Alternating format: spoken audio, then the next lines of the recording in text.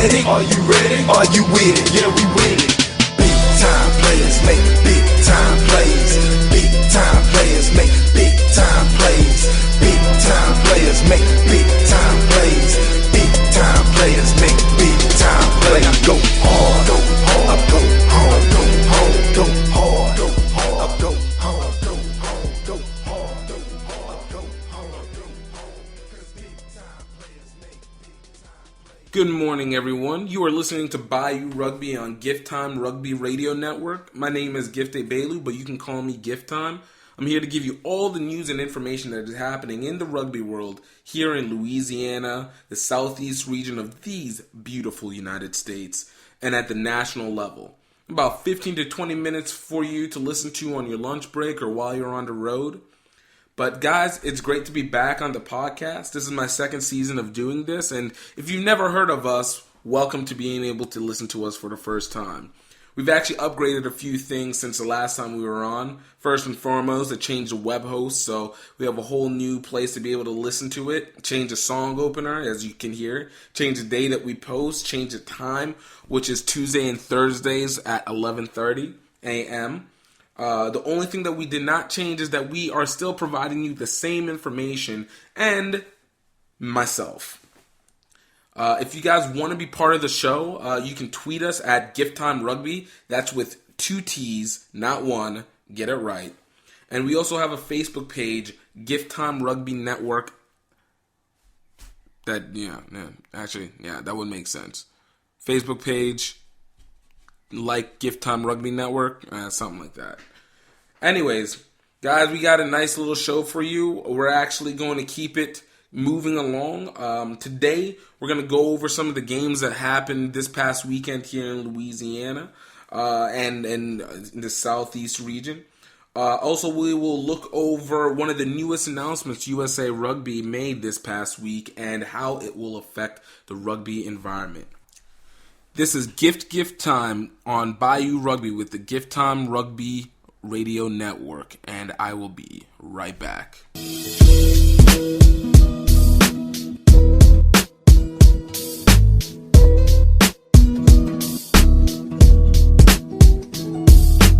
And we are back. This is Bayou Rugby on the Gift Time Rugby Radio Network. Now, if you didn't know, the spring rugby season has really kicked off for a lot of teams. Many of the club teams are continuing their regular seasons coming off from the fall. Much of the college and high school teams are just starting their regular season cup games. There are also some teams that are still taking a few warm-up friendly games before they jump into the long regular season that is about to come. And this past weekend was a good compilation of many games. Jumping right in, starting at the senior men's club level, New Orleans D1 and D2 had home games this past weekend against a tough Dallas Harlequins team. Now, this was supposed to be a matchup of 2 big shot teams, but it actually turned out to be quite the opposite. The New Orleans D2 squad kicked off the day with a 36-24 win over the Dallas Harlequins D2 side, bringing their record to 4-1 on the season. Now, the New Orleans D1 squad did not disappoint afterwards. New Orleans was able to score 36 points in the first half, holding the Harlequins to a mere 5 points in the game. Second half, Dallas was able to keep New Orleans offense scoreless, but unfortunately they were only able to muster up only 3 points of offense. New Orleans ended up winning this game 36-8 in their first home game of 2014 and bringing their record to 4-1-0 with their only tie coming against the Dallas Reds earlier this last fall. Now moving up north, Shreveport Rugby was home against Little Rock Rugby Club. Now Shreveport was coming off an opening season loss against Oklahoma City and were hoping to come back out strong. But unfortunately, I don't think Little Rock seemed to agree with that concept, as Little Rock was able to overbear Shreveport 39-17 and giving Little Rock their first win in Shreveport in a long time.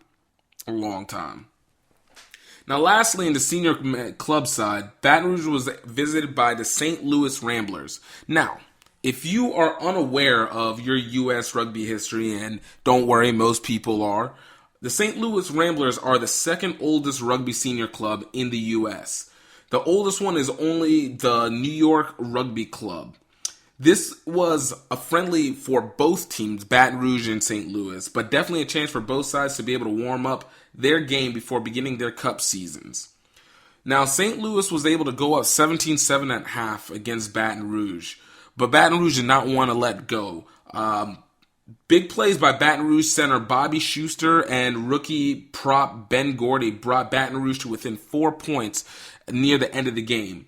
Unfortunately, Baton Rouge was unable to take the win and close the game out, falling to St. Louis Ramblers 32-28.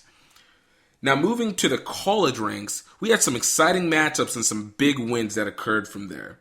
Staying within Baton Rouge, LSU actually played St. Louis University, the college affiliate team to the St. Louis Ramblers. They played the game first, then Baton Rouge played after. To give some background on St. Louis University, and if most people don't know, this is a Division II rugby squad that finished 9th in the D2 polls this past fall.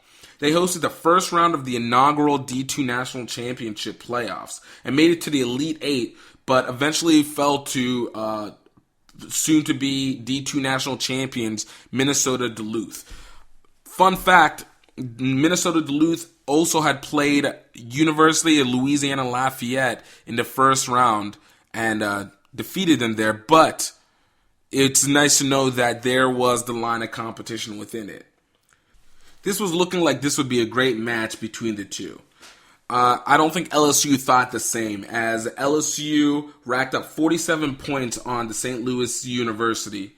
When time completed, LSU had won the game 47-12. Moving a little bit outside of Louisiana, all the way out to Valdosta, Georgia, we meet up with Valdosta State. Now, if you don't know about who Valdosta State is, they are a national small college rugby organization school based out in Georgia, aka Division III school. They opened up their season against Emory University. Now, this is a tough team. They went 5-1 last spring to be able to take their divisional championship. Now, when they say that you want to set a tone early on your season, this is what you mean. Valdosta State set their season tone very early with a 93-0 shutout over Emory Rugby. Scrum half John Murtaugh led the Valdosta State Blazers with 4 tries on the game. Moving a little up north to Tennessee, Tulane played Vanderbilt in Nashville this past weekend. Tulane was getting in a little bit more work for their players after a tough D2 season this past fall. But unfortunately, they were unable to get the win. Tulane lost to Vanderbilt 31-19. Now, finally, moving into high school rugby, we had 2 games that were played in New Orleans. Brother Martin took on Mississippi, and Jesuit faced off against newcomer St. Paul out of Covington. Brother Martin, who came in second in the Deep South High School Championships last spring, took little mercy on Mississippi, beating them 42-5. Jesuit, a longtime veteran rugby high school in New Orleans, struggled early against St. Paul, but were able to overcome it, beating them 26-5. Next, we will talk about what USA Rugby announced this past week and how it affects the look of rugby in the U.S. This is Gift Time on Bayou Rugby on the Gift Time Rugby Radio Network, and we will be right back.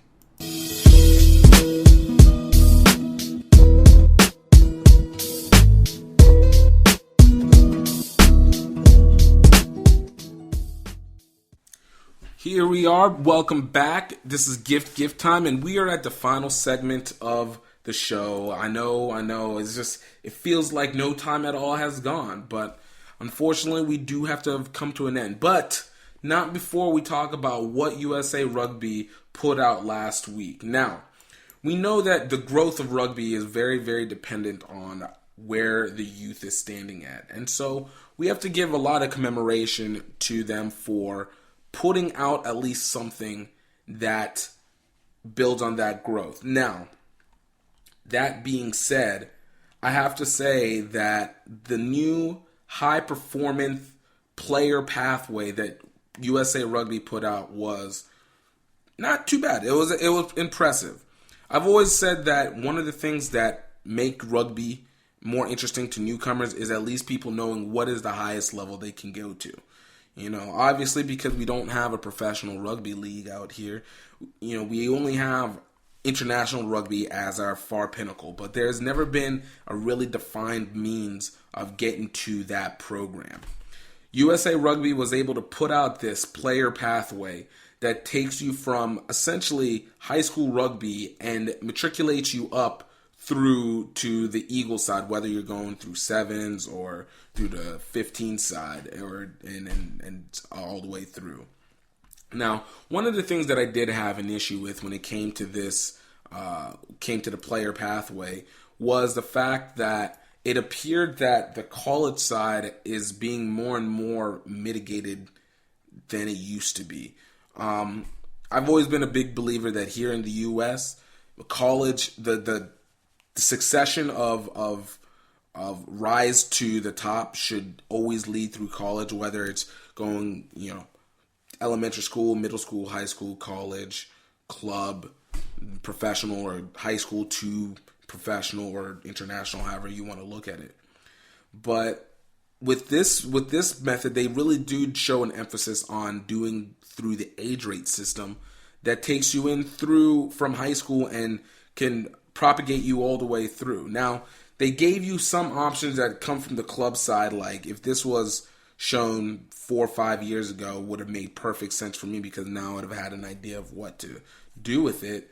Or on the other side, from the college side, and then taking you through the All-Stars. But one thing that they did really make an emphasis on was really providing All-Star games, whether it's coming out of high school, club, or college. Now, if you haven't been able to see it, you can actually see it on the Gift Time Rugby Network site. This was actually posted January 16th, so it's a few days old, but it's still relevant to what we're trying to do now. But I appreciated the fact that they did at least give you a clear pathway, and that's the only way that you can be able to grow the legitimacy of the sport and to be able to be competitive outside of the country. It's always been one of my pet peeves that USA Rugby has tried to make this emphasis on getting ex-football athletes to be able to do it. Now, I respect the fact that they're athletes. They have all the ability, but anybody that knows rugby knows that you need more than just athletic skill to be able to play the game. It is a thinking game, contrary to popular belief.